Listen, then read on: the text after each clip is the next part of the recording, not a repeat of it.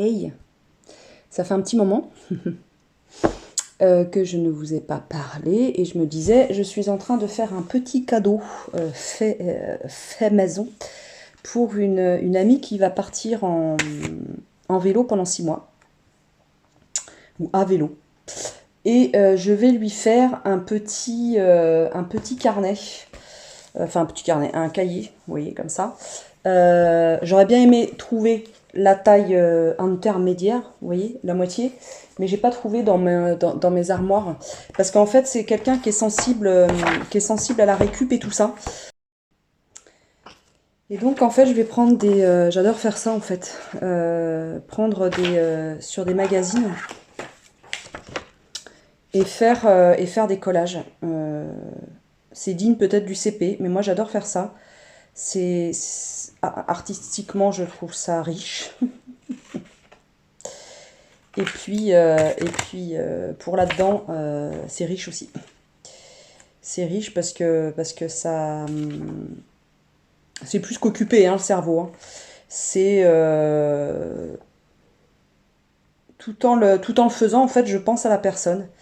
Et je trouve que je trouve que du coup on y met beaucoup de bonnes intentions. Et les intentions, c'est chouette de nos jours quand même. Donc voilà, vous voyez, je suis partie d'un carnet comme ça, avec d'un répertoire. Et tout de suite, ça upgrade. On a le verso, le verso. J'ai envie de mettre cette illustration. Ça nous illustre, je trouve, très bien les copines de la Copcotte. Donc, pareil, hein, je vais prendre la mesure. Et donc, j'ai allumé ma caméra pour vous donner un peu de mes news. Je vais mieux. Je ne sais pas pourquoi je dis ça comme ça. Je vais mieux.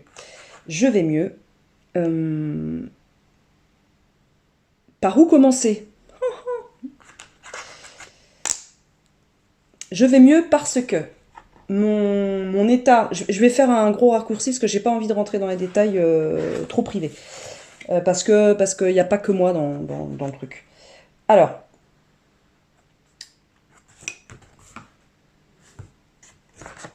je vais mieux parce que mon état a été pris en compte. Alors, il était pris en compte, hein. C'est pas la question, il était pris en compte.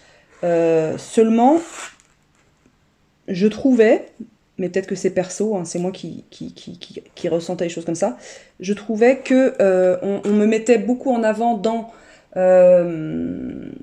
je ne vais pas bien, je fais un burn-out, je suis épuisée, je suis fatiguée, ça vient de moi. Je fais un gros raccourci. Alors que dans l'entreprise où je travaille, comme dans beaucoup de coopératives, on peut vite arriver à un fonctionnement qui sollicite toujours les mêmes personnes. Et donc, moi c'est ce qui m'est arrivé. Voilà. Sur sollicitation,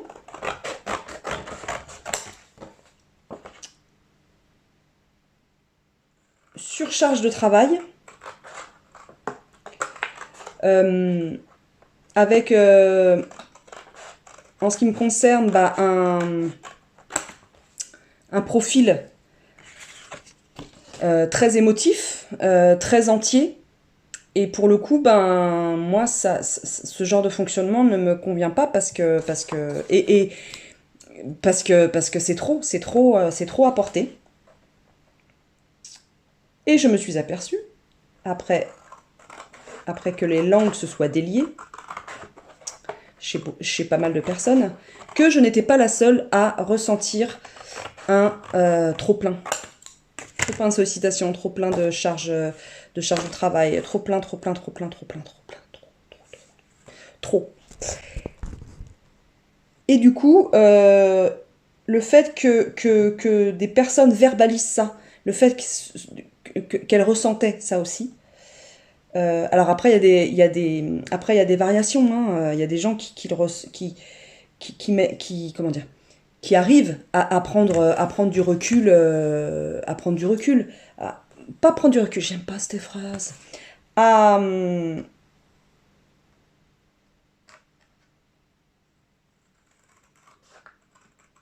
à s'imprégner beaucoup moins de l'ambiance, du rythme, de, euh,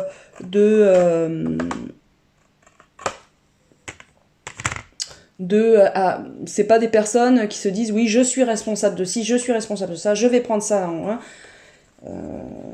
En fait, c'est vrai, ce qui s'est passé, c'est que j'en avais un peu marre j'avais l'impression qu'on me montrait du doigt, quoi. Genre, Maud, elle est vite fatigable, Maud, et pour le coup, je m'étais auto-persuadée que... Je m'étais persuadée que, ça venait de moi, en fait, que le problème venait de moi, alors que j'avais bien ciblé où se trouvaient les problématiques. Mais je n'arrivais pas à les exprimer correctement et de façon claire et de façon pas honnête mais directe. Je suis quelqu'un comme ça, enfin qui peut-être vous allez me dire, répondez-moi en commentaire, comment dire, je peux paraître très cash comme nana, alors que je suis une fauchetonne. Avec les gens que j'aime et les gens que j'apprécie, je vais me dire, oh là là, si je leur dis ça, ça va leur faire du mal. Oh là là, si je leur dis ça, ils vont dire que je suis comme ci. Oh là là, si je leur dis ça, ceci, cela, ceci, cela. Et ça prend beaucoup de place quand je dis ça. Vous voyez, je me pose un milliard de questions sur comment va réagir la personne. Et que je ne veux pas lui faire de mal. Vous mettez ça dans la balance, vous mettez le fait d'une surcharge de travail, d'un manque de temps, blablabibubu, vous vous retrouvez sous l'eau. Sous l'eau parce que vous ne sollicitez plus personne, vous pensez que c'est trop pour les gens, qu'ils ne sauront pas faire, ah oui, parce qu'en même temps, il y a un mélange de... il y a que moi qui vais savoir faire, vous comprenez, la nana qui a un ego comme ça, surdimensionné, et que ça ira plus vite si je le fais. Voilà, ça sera plus clair si je le fais, alors que non, en fait. Tout ça mélangé, tout ça analysé, tout ça grâce à ma thérapeute et aux discussions qu'on a eues avec les personnes, et ça m'a fait un effet incroyable. Je vous assure, quasiment du jour au lendemain. Du jour au lendemain, je me suis dit, mais je suis pas seule dans le bateau, mais je suis pas seule à ressentir ce que je ressens. Ouais, en fait, j'ai raison, le fonctionnement de l'entreprise est à améliorer, le fonctionnement de l'entreprise n'est pas assez collectif, le fonctionnement de l'entreprise peut étouffer les bonnes volontés, ou ralentir les bonnes volontés. Le fonctionnement de l'entreprise prend trop de place sur ma vie privée, etc., etc. Combiné avec le fait que je sois extrêmement sensible, extrêmement dans l'émotionnel, boum, burn-out. Voilà ce qui s'est passé. Et ça, j'ai pu l'exprimer, mais j'ai pas fini d'exprimer. J'ai pas fini de l'exprimer parce que le fonctionnement va évoluer, le fonctionnement a déjà évolué, le fonctionnement doit encore évoluer vers plus de collectifs. Et quand je dis plus de collectifs, je souhaiterais que en fait, il n'y a pas que les salariés. Il y a le collectif, c'est l'ensemble des bénévoles. Et il y a des bénévoles qui sont d'une générosité extrême et qui sont quasiment comme moi dans leur investissement. Sauf qu'ils ne sont pas payés. À un moment donné, ça peut faire soit la personne, elle se démotive, c'est bien parce qu'une heure pour faire ça, c'est bien. Soit la personne, elle se démotive et du coup, elle vient plus. Donc du coup, c'est dommage parce qu'on crée des amitiés, et du coup, on voit plus les personnes et c'est dommage. Et puis, c'est pas le message l'intention de la coopérative, quoi, de dégoûter les gens. C'est pas du tout ça, quoi. Voilà. Donc, il y a des choses qui sont mises en place et il y a des choses qui sont à mettre en place. Donc, ça va prendre un petit peu de temps. J'ai aussi fait le choix de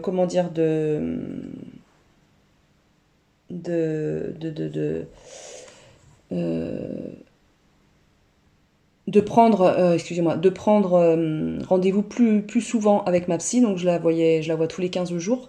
Comme ça, on fait vraiment un point précis, puis il y a des choses à travailler, voilà. Et début mars, j'entame une hypnothérapie avec un médecin généraliste qui fait de l'hypnose. C'est une connaissance, elle pouvait pas me prendre avant. Elle est overbookée. Et donc, elle me fait une fleur. Elle me fait une fleur. Donc, ce que je vais faire là, c'est que je vais mettre une photo. Donc, il faut que je sélectionne une photo dans mon portable ou sur l'ordinateur. A comme le prénom de la personne qui s'appelle Adèle. Et Adèle, je vais lui écrire un petit mot. Ou soit je vais dessiner, parce que j'adore dessiner aussi. Alors je dessine complètement des trucs abstraits, hein. Ça veut rien dire ce que je dessine. Je n'ai pas pris de cours, je ne suis pas du tout une artiste. Voilà en gros où j'en suis psychologiquement. Néanmoins,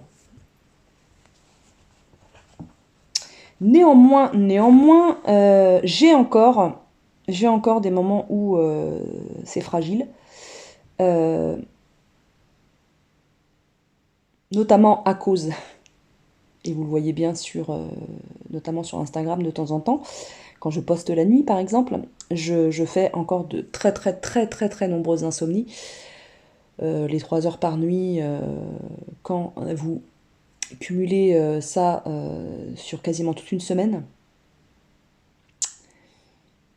comment vous dire, ça joue un peu sur le mental, hein, et la forme physique. Donc très régulièrement le week-end, je dors en fait. Donc du coup ça me met dans un mood un peu bizarre, un peu comme si j'étais en situation vraiment on va dire de handicap, quoi, comme si j'avais une situation de maladie chronique, et j'ai horreur de ça, quoi. Voilà. C'est pas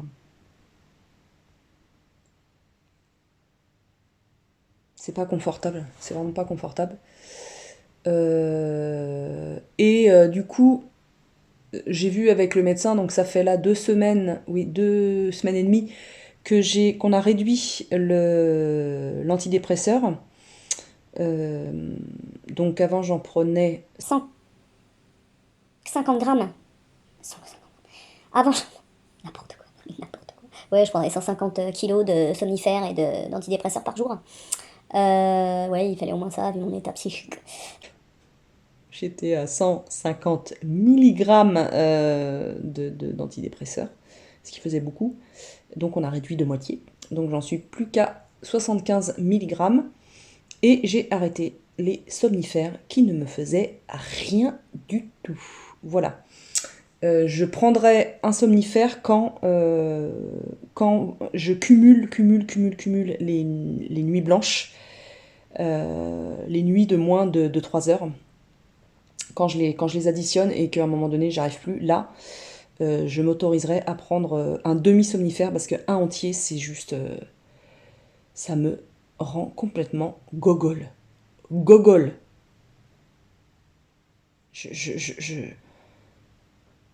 Ouais, je ne me reconnais pas.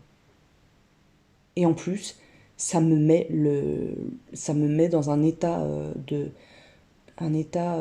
fragilité psychique très forte et c'est dangereux. Et franchement, c'est dangereux.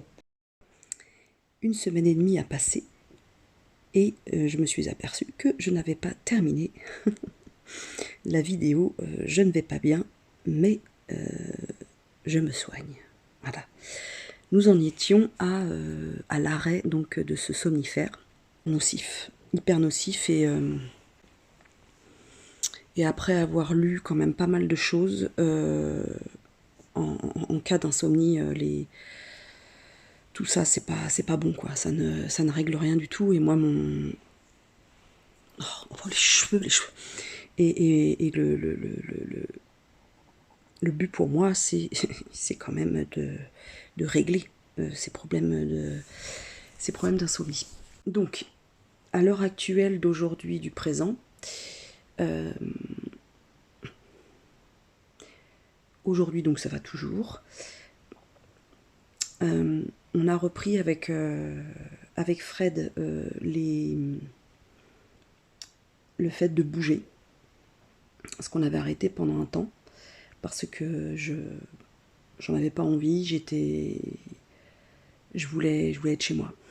Et j'étais tellement fatiguée en fait que, comme je vous le disais précédemment, les week-ends restent encore un peu compliqués. Et je me suis fait, pas violence, mais je me suis surmotivée pour reprendre une vie sociale, de voir des amis en groupe. Parce que pour moi, le groupe était un peu compliqué. Enfin, les relations avec un groupe. Et ça y est, j'ai repris déjà d'une part au travail, parce que j'ai repris l'accompagnement des bénévoles lors de l'ouverture du magasin. Ce que j'avais arrêté avec mon arrêt de travail et mon temps partiel thérapeutique. Et ça se passe bien, ça se passe très très bien. Il faut que je reste vigilante parce que je me rends compte que je suis viscéralement entière comme Nana et je veux viscéralement faire plaisir aux gens. Et c'est tellement intégré en moi ce trait de caractère, c'est assez impressionnant quand même. Ça prend beaucoup de place. Alors que, à contrario, je peux être très égoïste. Je suis très lucide sur ça en fait. Je peux être très égoïste et penser qu'à ma gueule, vraiment. Notamment quand il s'agit de Fred et moi. Fred passera toujours avant tout. Tout. Mon amour passera toujours avant tout. Même niveau que ma fille. Ma fille, voilà, c'est pareil. Elle me dit, maman, viens, j'ai besoin de toi.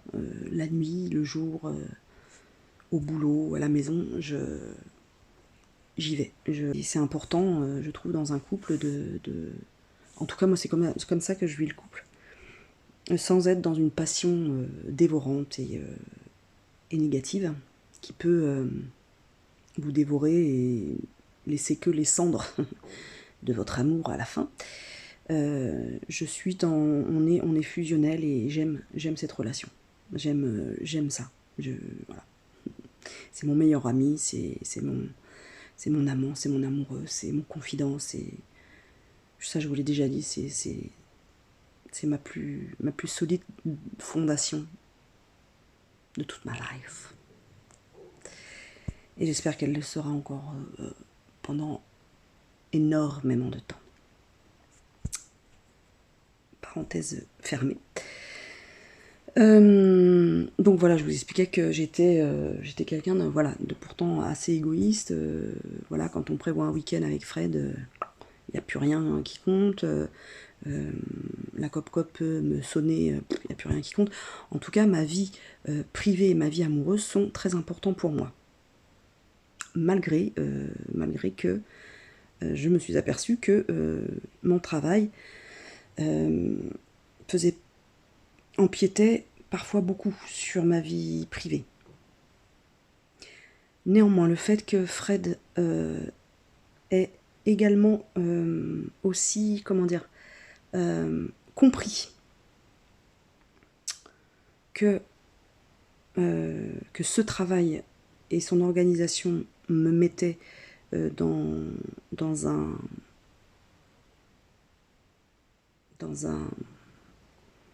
stress quasi permanent et dans une inquiétude, voire une angoisse quasi permanente. Ça, il l'a très très bien compris et du coup, il m'a vraiment accompagné et aidé et supporté durant tous ces mois pour que je puisse régler en partie cet état de fait, quoi. Et c'est en train d'être fait. Après, ça prend du temps et il faut que j'accepte. Et il faut que j'accepte aussi d'avoir fait des erreurs et parfois des grosses erreurs au travail à cause de mon état mental, qui sont en train d'être réparés, mais qui ont mis notamment ma collègue dans l'embarras. Et dans l'embarras professionnel, hein, pas dans l'embarras personnel, mais dans l'embarras professionnel, notamment vis-à-vis de la trésorerie. Voilà. À une époque, j'en aurais été malade. À une époque, il y a quelques semaines de ça, j'en aurais été malade. J'aurais pu retomber dans la dépression. J'aurais pu me remettre en arrêt. J'aurais pu être vraiment sombre. Et là où je m'aperçois, où j'ai fait vraiment quelques pas vers le positif et vers la douceur vis-à-vis de moi-même, c'est que alors oui, ça m'a fait chier, oui, je m'en suis voulu, oui, je me serais foutu des grosses patates. Ça a duré le temps de 2 jours. Et après, je me suis dit, c'est fait. Là, tu ne peux rien faire pour ce qui s'est passé. En revanche, tu as des actions à mener pour ne pas que ça se reproduise. Et en plus, tu as la chance d'avoir une collègue et des coprésidentes qui veulent et qui peuvent t'y aider. J'ai baissé les armes à ce niveau-là et j'ai mis cet teint de fierté, cet orgueil de côté. Et j'essaie de le transformer en honnêteté et vis-à-vis de moi et vis-à-vis des autres et en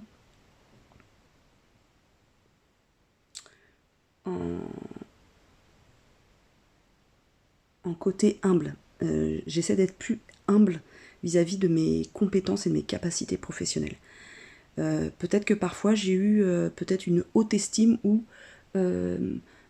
j'ai mis un peu, j'ai mis un filtre un peu trop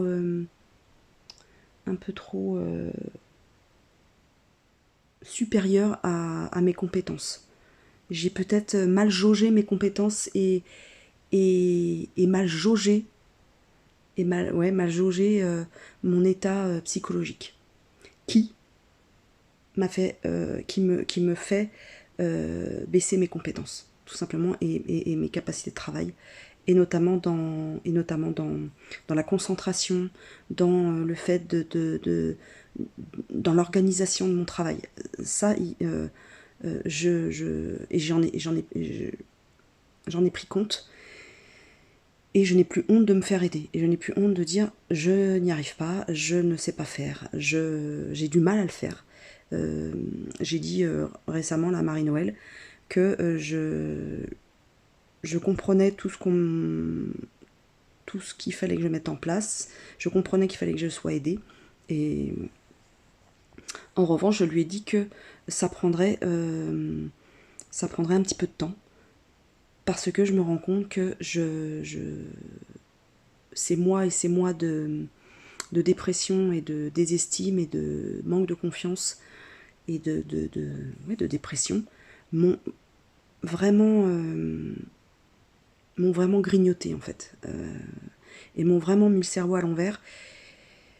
Ou peut-être que j'étais comme ça et que je me voilais la face. En tout cas, il y a des parties de mon travail où je dois user vraiment de plus de sérieux et de plus de concentration. Et ne pas hésiter à dire aux gens qui m'entourent dans ma profession, à dire là, je n'ai pas l'environnement correct pour travailler. Et je me rends compte que l'environnement de travail est super important. C'est-à-dire que moi, quand il y a trop de bruit, quand il y a trop de mouvement autour de moi, je perds le fil. Je perds le fil de ce que je fais et du coup j'oublie des choses et du coup je note pas et du coup voilà. Il faut qu'il y ait un calme certain.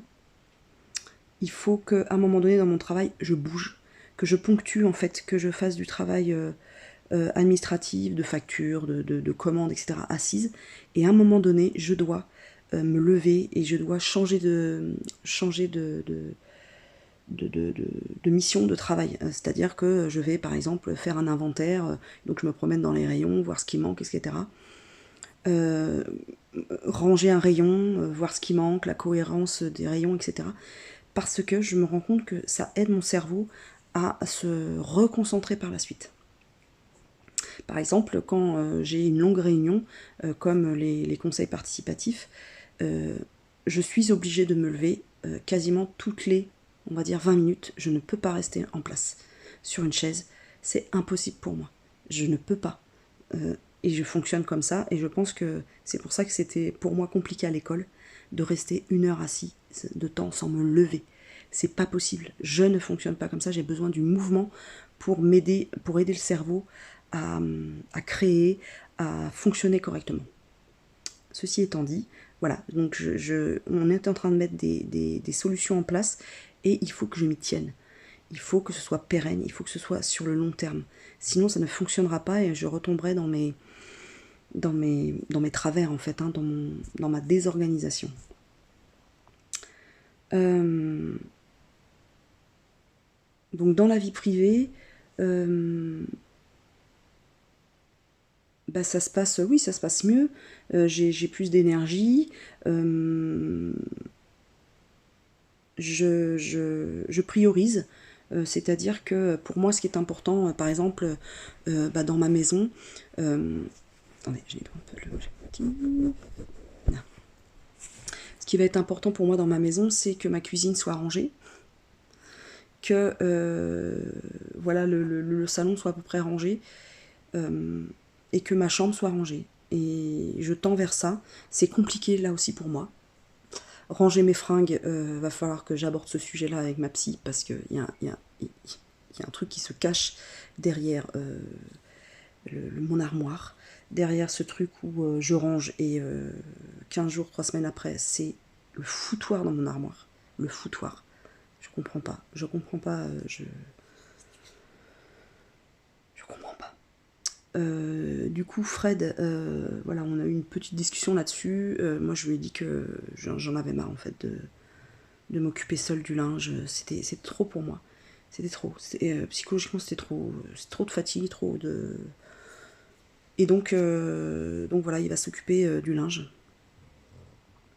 Mais il m'a dit, Maud, il faut que tu ranges ton linge. Il faut que tu trouves une solution, il faut que tu ranges ton linge. C'est pas possible. Il dit, t'as vu, la pile, elle va arriver au. Alors j'ai du linge propre, hein, mais il faut que je le range. Il faut que je trouve un moyen de le ranger. Voilà. Si vous entendez ronfler, c'est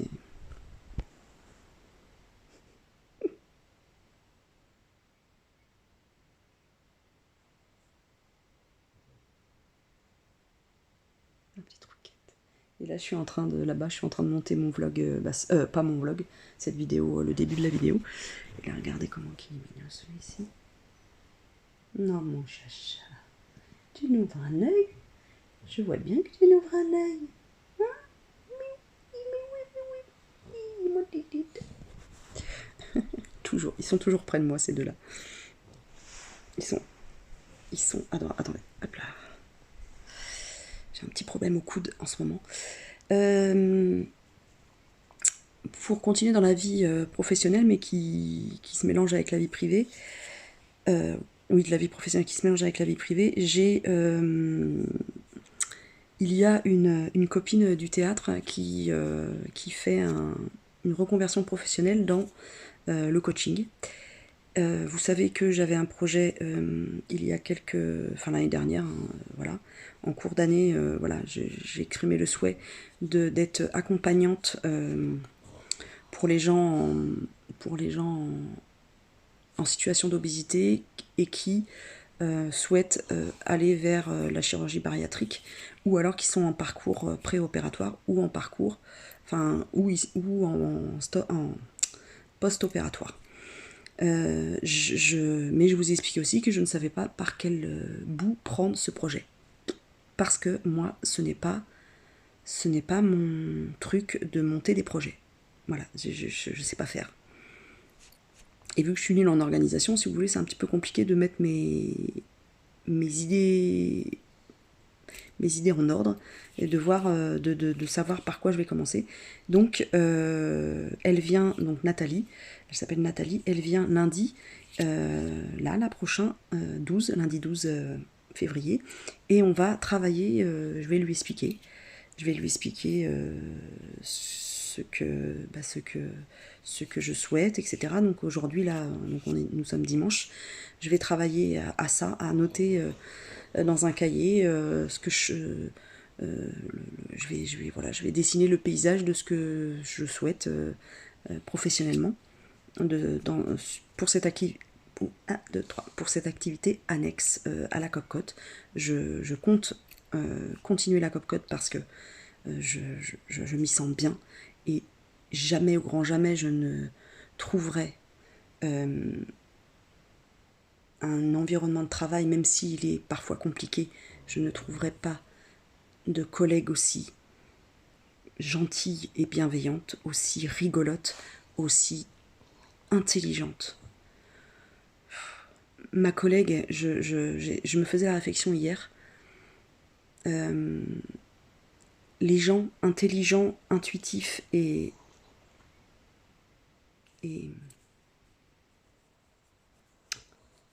fins dans l'analyse, dans le montage de projet, dans le pilotage, sont très très rares, sont extrêmement rares. Marie-Noël en fait partie. Elle me subjugue, moi. J'ai une grande admiration pour elle, vraiment. Et en tant qu'amie, en tant que professionnelle, elle me fait beaucoup rire. En plus, on rigole beaucoup tous les deux. On a appris à ça y est, on est un couple, professionnel, et en amitié, notre amitié a grandi aussi en même temps, et ça c'est exceptionnel et c'est très très précieux. J'adore le binôme que l'on forme. Ce n'est pas du tout pour arrêter la cocotte, ce que peut-être je pensais il y a l'année dernière, hein, typiquement au courant d'année dernière, je saturais. Je saturais, mais c'était la dépression qui était là déjà. Et là, après ce travail que j'ai fait sur moi, etc., le brouillard s'est levé et j'y vois vraiment plus clair. Et en discutant avec Fred, je souhaite rester à la COP-COT, vraiment. Pourquoi pas jusqu'à ma retraite. Si je peux, jusqu'à ma retraite, voilà. Peut-être y faire autre chose, hein, parce que je pourrais pas soulever du cajot tout le temps, ou voilà. Mais, en tout cas, je souhaite m'y investir professionnellement encore quelques années. Voilà, donc je vais monter ce projet, je souhaite monter ce projet d'accompagnante. Et Et je suis contente d'avoir, de pouvoir imaginer que j'ai l'énergie pour. Je sais pas si j'aurai l'énergie pour, mais en tout cas, je souhaite déjà créer les fondations de ce projet et voir si il est réalisable, tout simplement, et voir quels outils dont j'ai besoin et quelles compétences professionnelles j'ai besoin pour mener à bien ce projet d'accompagnement. Je terminerai par la chirurgie esthétique. Comme vous le savez, donc j'ai fait des injections, je vais commencer par les injections de Botox. Donc j'en ai fait il y a un peu plus d'une semaine. 1 semaine et 2 jours exactement. Au niveau du front et au niveau là, tac, tac, tac, tac, tac, tac, tac, tac. Je vais faire une retouche le lundi 19. Je pense en effet qu'il y a des retouches à faire, c'est-à-dire que je trouve... Attendez, je vais me mettre face à la... Voilà. Je trouve que là, c'est trop affaissé. Voilà, c'est pas assez relevé. Voilà, donc je veux que ça soit relevé. Après, est-ce que c'est possible? J'en sais rien, je vais lui poser la question. Je trouve que l'on voit encore trop ma ride du lion et trop mes rides soleil, là, mes rayons de soleil, là, voilà. Donc voilà, mais je sens encore que ça travaille. C'est rigolo, hein, comment ça... je vois cette semaine là, j'étais toujours en train de me toucher le front comme ça parce que j'avais comme des petites fourmis au niveau du front, donc je pense que ça, que ça agissait encore. Donc je pense que c'est pas terminé, mais je suis assez satisfaite du résultat. Néanmoins, voilà, la retouche, je pense, va être bénéfique. Je suis très contente de mes injections. Cette année aussi, je vais donc effectuer, enfin c'est pas moi, hein, c'est un chirurgien qui va effectuer une chirurgie des seins sur ma personne, sans prothèse mammaire. Il va utiliser une technique de lambeau de peau en fait pour faire le galbe, pour reconstruire le galbe du sein. Ça aura un galbe plus naturel. En revanche, il m'a vraiment conseillé par rapport par exemple à des prothèses en silicone qui permettent une tenue du sein parfaite sans soutien-gorge. Il m'a vraiment conseillé de mettre un bon soutien pour maintenir mon sein, parce qu'il m'a dit qu'en effet c'était plus fragile à la pesanteur, tout simplement. Plus ça réagissait plus à la pesanteur, c'est-à-dire ça s'affaissait, ça risquait de s'affaisser plus vite. Voilà, je vais avoir 48 ans cette année et en fait j'ai pas envie de me mettre un corps étranger dans le corps. Donc on va essayer comme ça. Et on verra bien ce que ça donne, mais voilà, je suis contente. Voilà. Cette chirurgie esthétique va me coûter aux environs de 3500 ou 3700 euros, j'ai plus le chiffre exact, que je paye de ma poche, que l'on paye de ma poche, de notre poche avec Fred, parce que ça reste une chirurgie esthétique. Je vais être opérée dans une clinique privée, je ne me souviens plus comment elle s'appelle, mais c'est à Boulogne.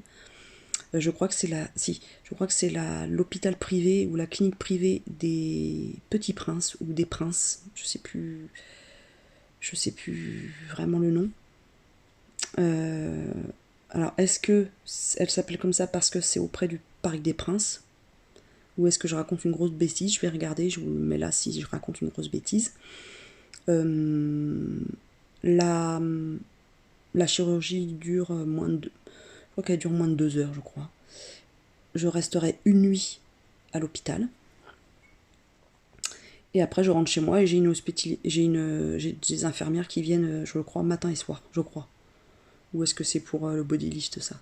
Bon, en tout cas, il y a des soins de pris en charge à la maison, etc. Ça sera pris en charge. L'arrêt de travail n'est pas pris en charge par la sécurité sociale. Tout est de ma poche aussi. Donc, Je vais me faire opérer un vendredi. J'aurai mon samedi, dimanche, lundi pour me reposer. Je vais mettre une option au travail, une équipe qui sera là en support, c'est-à-dire que si j'ai besoin de m'arrêter plus de jours, je le pourrai. Et comme ça, il y aura une équipe qui sera là en soutien à Marie-Noël si j'ai besoin de plus. Voilà. Comment ça va se... Pardon. Voilà comment ça va s'organiser. Au niveau bypass, écoutez, tout va bien. Ça va. Je n'ai pas pris de poids. Pas de façon à ce que je change de vêtements ou je change de taille. Vous avez vu mon haul, je vous mets là dans le petit i. Je fais toujours taille M ou taille L ou taille S. Ça dépend des fringues. Et j'en suis très très contente. Il y a des petits hauts, il y a des petits bas. Il y a des fois où j'ai un énorme appétit. Il y a des fois où j'ai pas d'appétit. Mais c'est pas grave. Tant qu'il n'y a pas de prise de poids, ça me pose pas de problème. J'avoue que je n'ai pas revu la diététicienne qui m'a rappelé là, je sais plus quand, j'ai oublié de la rappeler. Il faut que je lui écrive un mail en lui disant que je ne veux plus être suivie à l'hôpital. Voilà, je me débrouille très bien toute seule. Voilà. Et si un jour j'ai besoin, j'irai en voir une dans le privé. Voilà.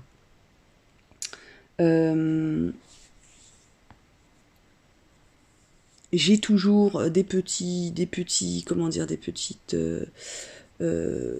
moments où mon hypo, où ma glycémie est un peu juste. Ça dépend des périodes. Les périodes où je suis très fatiguée, en effet, ça devient un petit peu compliqué et je fais des hypoglycémies, donc je me clique. Je sais pas comment, si c'est comme ça qu'on dit, je me clique le doigt et je vérifie ma glycémie. Et des fois, je suis à moins de 70.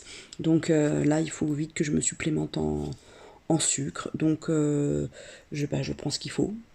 Voilà. Un jus d'orange, quelque chose de très sucré. Sur le point de vue alimentaire, j'ai mis d'autres petites choses en place, des huiles riches en oméga 3. Il y a des périodes où j'ai envie de plus de viande, des périodes où j'ai envie que du végétal. Je suis mes envies. Et voilà. Écoutez, je compte reprendre le sport, oui, un jour. Mais j'ai toujours un pet de travers, donc au niveau du corps. Voilà, j'ai un corps qui a travaillé, hein, qui a porté des charges lourdes, qui n'a pas. Je suis quelqu'un qui n'a pas fait attention à son corps pendant de nombreuses années, donc je le paye maintenant. Je devais prendre rendez-vous avec une podologue posturologue. C'est un rendez-vous que j'avais pris, que j'ai annulé, parce qu'il était dans une période de dépression. Je dois reprendre rendez-vous. Je dois aller aussi aux urgences dentaires. Je n'y suis pas allée. Il faut que je demande à une copine de m'accompagner, sinon je n'irai pas. Voilà, tout simplement. C'est compliqué, hein. C'est vraiment compliqué les dents. Voilà, donc ça c'est une grosse ombre dans ma vie médicale.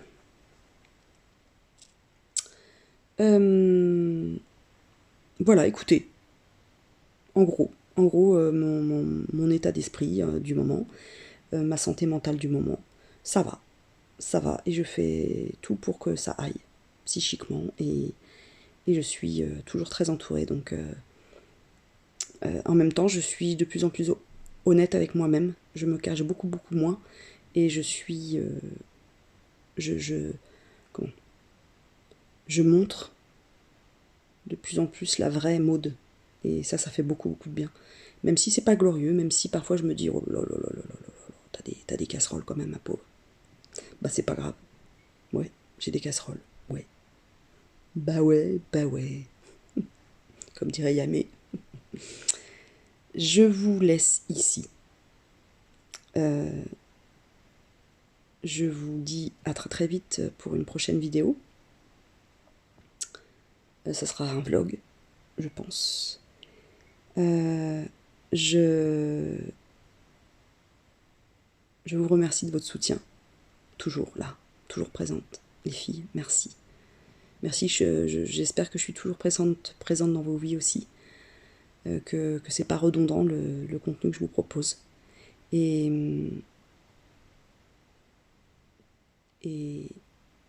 n'oubliez pas de vous abonner, puis de cliquer sur le pouce si tout ça vous convient, quoi, tout simplement. Et puis un commentaire. Vous, comment vous allez? Et ça me ferait bien plaisir de le savoir. Notamment Manon, dont j'ai plus trop de nouvelles. On s'est parlé en MP l'autre jour, mais j'aimerais bien avoir tes nouvelles. Et voilà, je vous embrasse. Prenez soin de vous et prenez soin de ceux que vous aimez.